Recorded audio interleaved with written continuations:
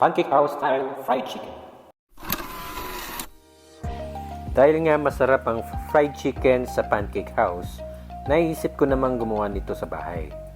So, ang kailangan natin syempre unay manok. Nabili kong manok, medyo malalaki yung cut, so hinati-hati ko pa yung malalaki. Tapos sumunod, kalamansi. Kailangan din natin ng patis para sa marinade. Lalagyan din natin ng pepper. At saka ko sila nilamutak. Kailangan mahalo talaga natin maigi para masipsip ng manok yung lasa. Tinabi ko muna yung manok para mamarinate ng matagal. Ngayon gagawin ko muna yung gravy. Naglagay lang akong butter. Tapos hanggang sa matunaw yung butter, ilalagay natin yung harina. All-purpose flour lang naman yan, mga 2 o 3 kutsara. Halu-haluin lang yan. Tapos pwede nang ilagay yung tubig. Napaaga yata yung lagay ko ng tubig kasi dapat medyo nagba-brown na yung harina at yung butter. Ngayon nilagyan ko na siya ng chicken cube, hahalu-haluin ko lang din. Siguraduhin lang natin mahalo na maigi yung ating mixture.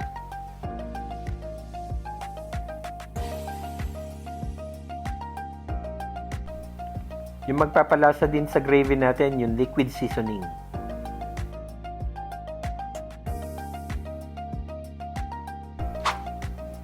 Ngayon naman gagawin natin yung breading. So, naglagay lang ako ng cornstarch. Tansyahan lang din ako dyan. Rice flour. So, tansya kung gaano karami. Tapos, nilagyan ko rin ng all-purpose flour. Ang tamad ko, di ba? At salt and pepper. So, pagkatapos nun, halu-haluin lang din natin. Kung okay na yung breading natin, nilagay ko na yung manok para mapulbuhan na. Siguraduhin lang na pati yung mga singit-singit ng manok natin malagyan ng pulbo para fresh.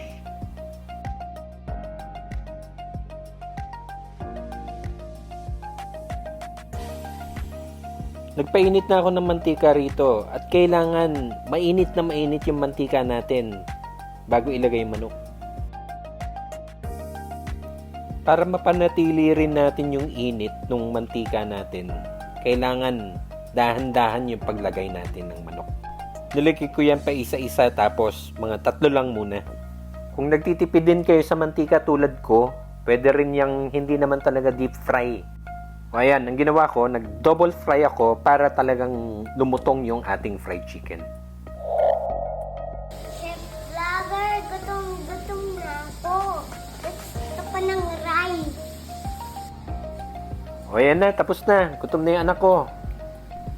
Successful naman yung Pancake House style fried chicken ko. So, kakain na kami.